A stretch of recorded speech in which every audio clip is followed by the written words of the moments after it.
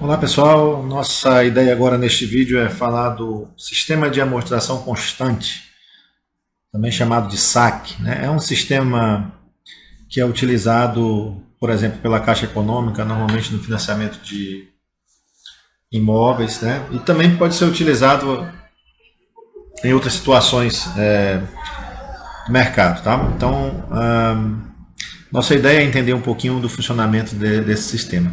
Bom, o próprio nome já diz o seguinte, que nesse sistema a amortização é constante. Bom, mas antes de entender o que significa essa questão da amortização constante, vamos discutir o seguinte. Quando você faz o empréstimo e você paga uma parcela, digamos que você paga no empréstimo uma parcela de, digamos, de R$200. De algum empréstimo que você fez. O que acontece? Desses R$200,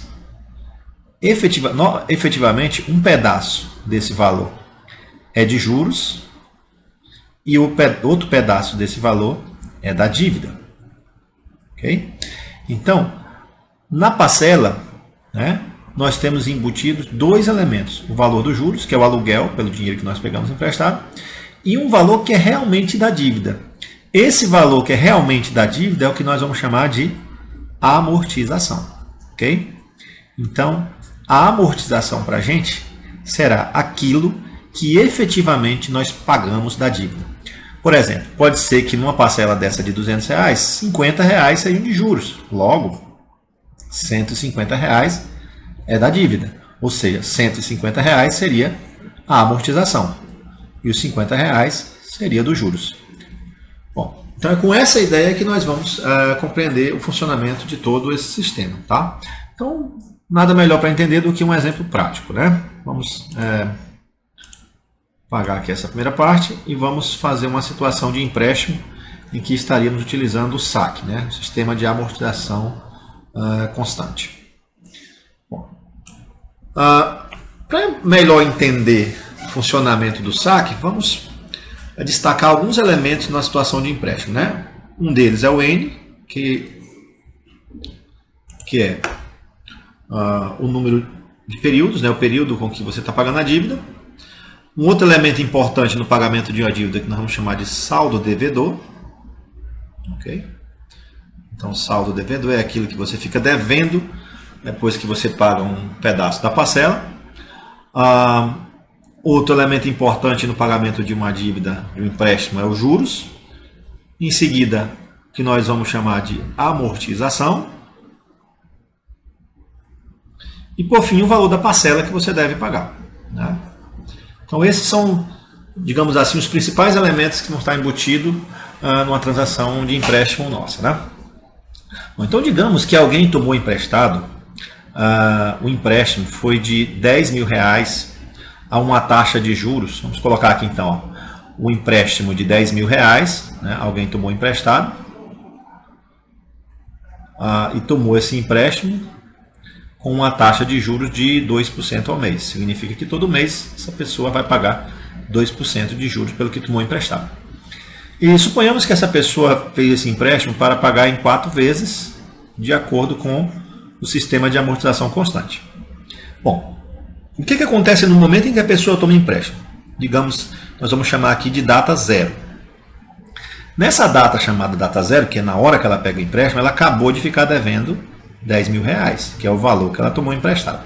Ok? Bom, nesse momento ela não pagou nada ainda, então ela não paga juros, ela não pagou nada da dívida e, portanto, ela não tem nenhuma parcela a pagar.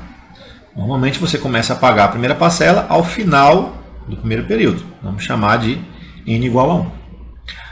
Bom, isso vai acontecer em 4 parcelas, então nós vamos ter o N igual a 1, N igual a 2, N igual a 3 e N igual a 4. Né?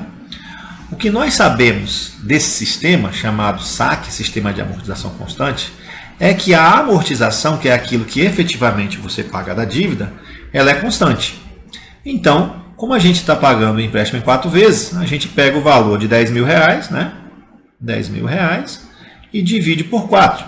Portanto, eu vou ter 4 parcelas de amortização, 4 valores de amortização iguais a R$2.500. Significa dizer que no mês 1 eu devo amortizar R$1.500 da minha dívida, No mês 2 eu devo amortizar 2.500. No mês 3 eu devo amortizar 2.500. E no mês 4 eu devo amortizar 2.500. Ok? Bom, então, observe que essa parte que a gente está chamando de amortização é aquilo que efetivamente você pagará da dívida. Entretanto, você está pagando de juros, vamos colocar aqui uma outra coisinha, você está pagando de juros 2%, mas você está pagando 2% em cima do valor que você devia, que era de 10 mil reais. Portanto, você vai pagar 2% de 10 mil, né? E 2% de 10 mil, você pode usar uma calculadora, é igual a 200 reais. Opa! Então você quer pagar 2.500 da dívida, mas tem 200 reais que é de juros, que é o 2% do saldo devedor. Significa que a parcela que você vai pagar tem que ser de R$ 2.700. Então, observe o que nós havíamos discutido. Na parcela está embutido um valor que é de juros, R$ 200 reais, e R$ 2.500 que efetivamente é da dívida. Agora observe o seguinte. Se você devia 10 mil reais e você pagou 2.500 da dívida, né, então você passou a dever agora R$ 7.500. Observe que seria equivocado você subtrair o 10 mil do 2.700, porque 2.700 foi o valor da parcela que você pagou. Entretanto, nessa parcela, R$ 200 reais foi de juros. Ok? Bom, utilizando essa mesma lógica, observe que você vai pagar agora 2% do que você deve, mas você deve menos. Então agora a taxa é fixa, continua 2%.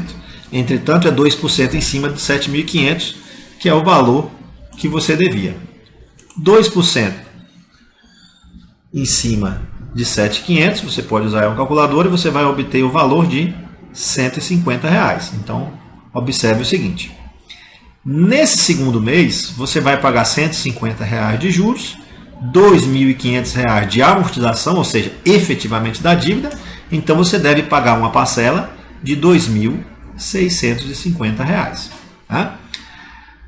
Como você pagou R$ 2.500 da dívida, R$ 7.500 menos os R$ 2.500, R$ 5.000 é aquilo que você está devendo ao final do segundo período. Bom, mas o seu empréstimo ainda vai durar mais 2 meses. Então, a mesma taxa que é de 2%, só que agora 2%, né? O valor de 2%, a taxa fixa, mas em cima de 5.000. E 2% de 5.000, né? 2% de 5.000 é igual a R$ 100 reais. Bom, como R$ 100 reais nesse momento é de juros e R$ 2.500 é da dívida, o valor da sua parcela passa a ser de R$ 2.600. Bom, 5.000 era a sua dívida no período anterior, com 2.500 que você está pagando dela agora, você está devendo 2.500. E por fim, no último mês, o que acontece? Você vai pagar 2% do que você está devendo,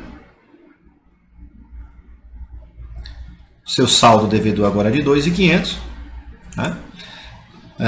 2.500, 2% de 2.500 é igual a 50 reais. Pode usar uma calculadora para isso. Então, 2.500 com 50, o valor da parcela que você deve pagar é R$ 2.550. Bom, 2.500 era o seu saldo devedor. Você pagou 2.500 da dívida, então você, nesse momento, não deve nada. E é isso que deve acontecer ao final do empréstimo, né? Você não deve liquidar o empréstimo ao final do último período. Bom, algumas observações aqui que nós podemos estar realizando a respeito desse tipo de empréstimo, né? Vou colocar aqui uma coisinha para a gente destacar. Primeiro, observe que o saldo devedor, né? Se você olhar para a coluna do saldo devedor, ele vem decrescendo a um valor constante, que é exatamente o valor da amortização. Então, 10.000, 7.500, 5.000, 2.500. Se você observar, o saldo devedor é uma progressão aritmética. Ok? É uma PA. Então, a gente pode observar que no saldo devedor nós temos a seguinte característica, uma progressão aritmética, que você pode dizer de razão igual a quanto? De razão igual a menos 2.500. Então, é uma observação importante que aqui os valores vão decrescendo a uma taxa constante, né? Ou seja, uma progressão aritmética, a razão negativa porque os valores vêm caindo, de razão igual a menos 2.500. Isso vai ser importante para a gente encontrar o saldo devedor em qualquer período que a gente desejar. Agora você pode observar aqui também que os juros vêm decrescendo a uma taxa constante. Então nessa coluna aqui, por exemplo, os juros também vêm caindo, né? Uma sequência dos juros é uma progressão aritmética. Nesse caso, com razão igual a menos 50. Também negativa, porque os valores dos juros vêm diminuindo. Quando você olha para a coluna da amortização, aqui você tem uma constante, né? Ou seja, uma sequência constante, que é uma PA. Você pode pensar que é uma PA de razão zero, né? Quando nós olhamos para as parcelas, observamos de novo, ó, que aqui foi caindo de 50 em 50. Então, olha aqui, 2.700, caiu 50, caiu 50, caiu 50.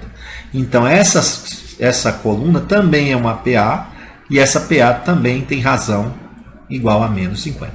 Então, primeira observação interessante no SAC, né, no sistema de amortização constante, é que saldo devedor, juros, parcela, né, eles caem em PA de razão negativa e a coluna da amortização é constante, que não deixa de ser uma PA, só que de razão igual a zero. Bom, esse sistema, né, ele é famoso principalmente por ele colocar para o cliente uma situação interessante, né? O cliente começa a pagar a parcela e essa parcela começa a diminuir, né, com o tempo. Então, para alguns clientes, isso se mostra algo vantajoso, né, porque a parcela tende a diminuir com o tempo. Mas observe que, de fato, o que está sendo pago de juros, né, é exatamente 2%. Claro, 2% é fixo, mas o saldo devedor vai sendo modificado a cada momento. Então é muito tranquilo, né, compreender o sistema de amortização constante. Se vocês observarem aí essas características, né, a gente pode montar uma tabela dessa com muita tranquilidade no Excel, a gente vai fazer isso em outros vídeos. E a gente pode também estar encontrando qualquer elemento a partir dessas observações, né, que estamos trabalhando aqui com uma progressão do tipo aritmética. Bom, vamos ver mais um exemplo, mas de fato, né, teoricamente, o SAC é apenas isso, ou seja, um sistema onde essa coluna da amortização recebe sempre o mesmo valor e saldo devedor, juros e parcelas tem essas características que acabamos de falar. Bom, vamos ver mais um exemplo então, né? Vamos imaginar agora uma situação em que nós estamos tomando um empréstimo no valor de 100 mil reais. Okay? Então, digamos que nós temos um empréstimo no valor de 100 mil reais. E vamos colocar um prazo um pouquinho maior, a gente discutir alguns elementos. Bom, então o empréstimo que nós estamos falando agora, vou colocar aqui em cima no cantinho, é um empréstimo de 100 mil reais, com uma taxa de juros, vamos deixar de 2% ao mês, e os pagamentos são mensais. Ao final do primeiro mês começa o primeiro pagamento, como é usual. E digamos que nós tomamos esse empréstimo em 100 parcelas. Então, nós tomamos um empréstimo para pagar em 100 parcelas, um empréstimo de 100 mil reais para pagar em 100 vezes. O que nós já sabemos? Nós sabemos que temos que destacar o período, né? O saldo, vou chamar aqui de saldo devedor, né? Outro elemento importante nos empréstimos é os juros, em seguida a amortização e por fim o valor da parcela, né? Então vamos destacar esses elementos. Na data zero, o que nós sabemos é que nós devemos 100 mil reais.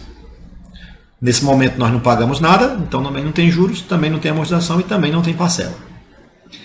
Na data 1, aí começa a coisa. 100 mil reais para pagar em 100 parcelas significa que você tem que amortizar, você vai pegar esse valor de 100 mil reais e vai dividir pelo número de parcelas que é 100. Então a sua amortização mensal deve ser de 1.000 reais. Todo mês você deve pagar 1.000 reais efetivamente da dívida. Então significa que nesse mês você deve pagar 1.000 reais da dívida. Bom, mas você está pagando 2%, né? você está pagando 2% de 100 mil. Isso é o que você paga de juros.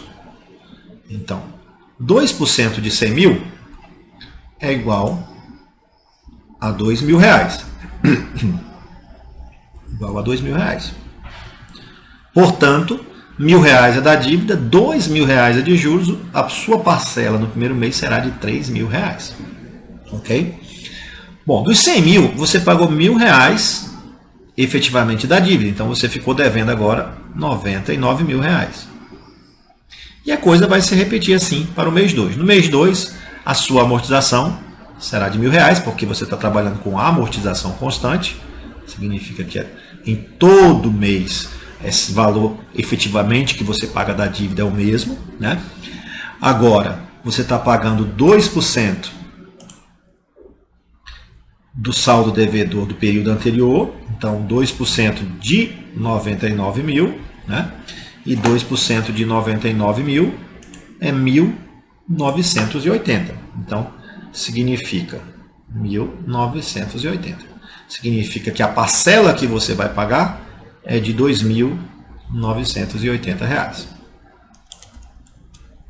R$2.980. E o saldo devedor no outro mês, 99 mil menos 1.000, ou seja, 98 mil. Observe que com a ideia anterior, né, nós não precisamos mais fazer muita conta, porque o que a gente sabe é que essa coluna cresce, ela decresce conforme uma PA. Então, quer dizer, 100 mil, 99 mil, 98 mil, aqui vai ser igual a 97 mil. Né? No mês 4, esse valor seria igual a 96 mil. E assim sucessivamente, até chegar no mês 100, onde, obviamente, você não vai dever mais nada. Essa coluna, por sua vez, ela também decresce conforme a PA. Então, observe que de 2.000 para 1.980, nós decaímos 20. Então, de 20 em 20, 1.960, 1.940. Se você fizer as contas, 2% desse valor vai dar isso, 2% desse valor vai dar isso. Essa coluna é constante, porque a amortização aqui é constante. Então, não muda nada. E isso vai se repetindo indefinidamente até chegar na última parcela. Essa coluna acontece a mesma coisa, está caindo de 20 em 20. Então, 2.980 passa a ser 2.960, 2.940 e assim sucessivamente. Então, nós estamos trazendo essa situação agora para a gente trabalhar, na busca de alguns elementos específicos. Quais são eles? Digamos que você quer encontrar o saldo devedor ao final de 60 meses. Vou chamar de S60, tá? Então, S60, ou melhor, vamos chamar de SD60, saldo devedor ao final de 60 meses. Quanto que nós estamos devendo ao final de 60 meses? Bom, primeiro, nós observamos que o saldo devedor é uma PA. A razão dessa PA é negativa e é igual à amortização, só que negativa, menos 1.000. Na sequência, nós podemos tanto trabalhar com o termo que está na posição 0 ou com o termo que está na posição 1. Aí é a gosto do cliente, né? Digamos que a gente trabalhe com o termo que está na posição 0, ou seja, o saldo devedor na data 0. O saldo devedor na data 0 é de R$100.000. Né? Numa progressão aritmética, como é que a gente relaciona os dois termos? O saldo devedor na data 60 em função do saldo devedor na data 0. É PA. Quando a gente trabalha com PA, a gente observa o seguinte, que do 0 até o 60, nós caminhamos 60 vezes. 60 vezes somando a razão, que nesse caso é negativa. Então, é 60 vezes menos 1.000. Ou seja, o saldo devedor na data 60 seria R$100.000, 60 vezes 1.000, 60 mil. Portanto, o saldo devedor na data 60 é igual a R$40.000. Observe que se você tivesse colocado aqui o SD1, saldo devedor na data 1, aqui seria 59, porque do 1 para o 60 você andou 59 vezes somando a razão. Tá certo? É o que vai acontecer, por exemplo, com os outros elementos. Então, digamos agora que eu quero encontrar, a título de exemplo, o valor dos juros na 30ª parcela.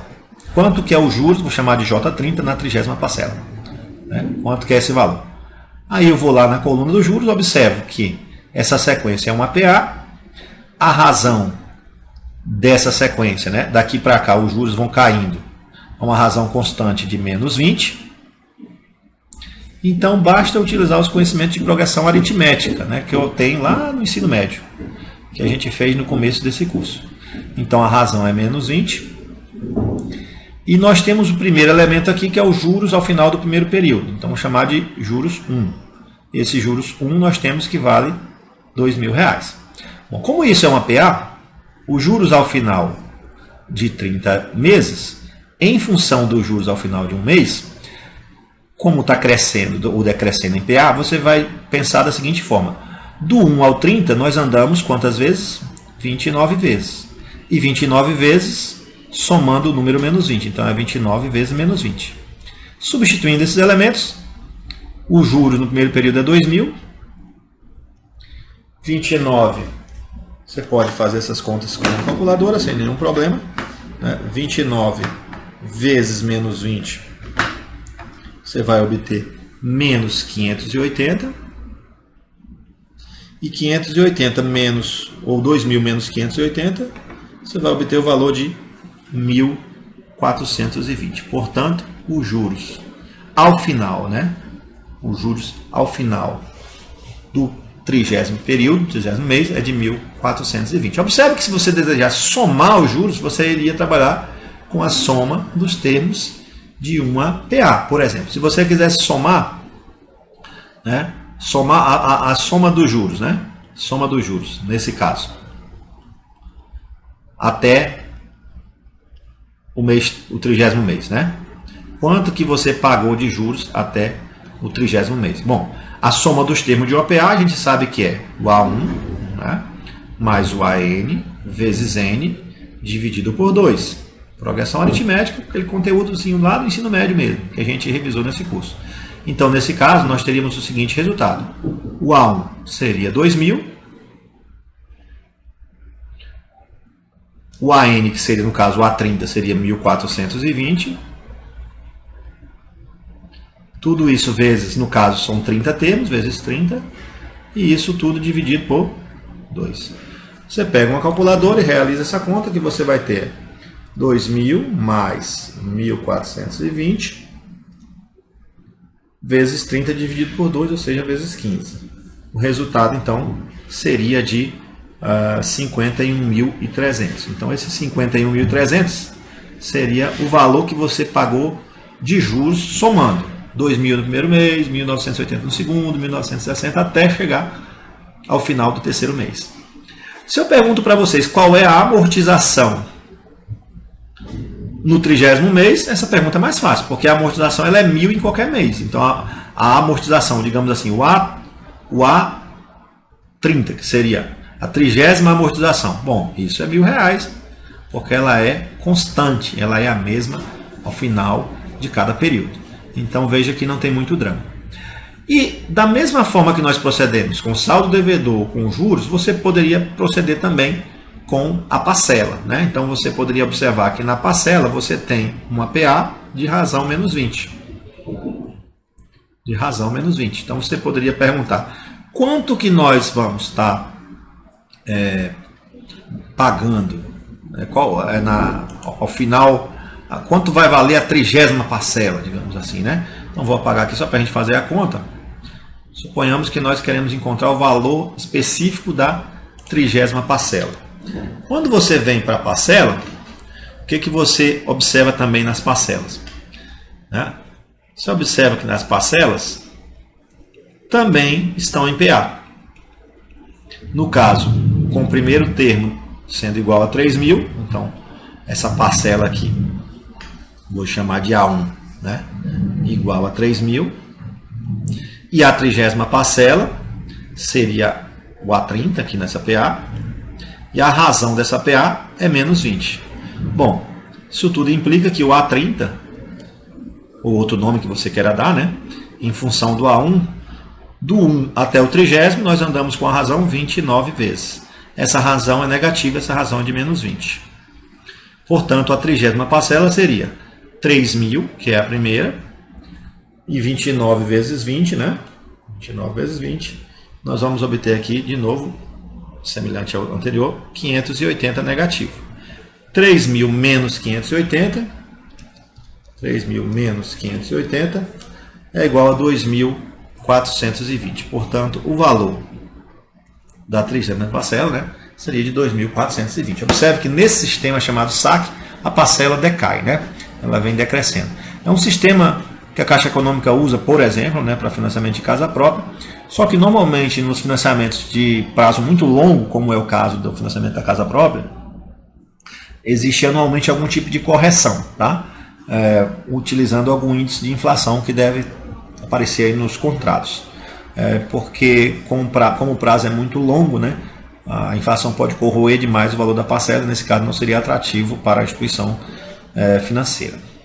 Bom, é isso aí, então eu espero que vocês tenham compreendido. Daqui a pouco nós vamos fazer esses exemplos também utilizando o Excel, mas é muito tranquilo, né? Você fazer isso no Excel não tem tantos problemas também. Então a gente fica por aqui, até o próximo vídeo.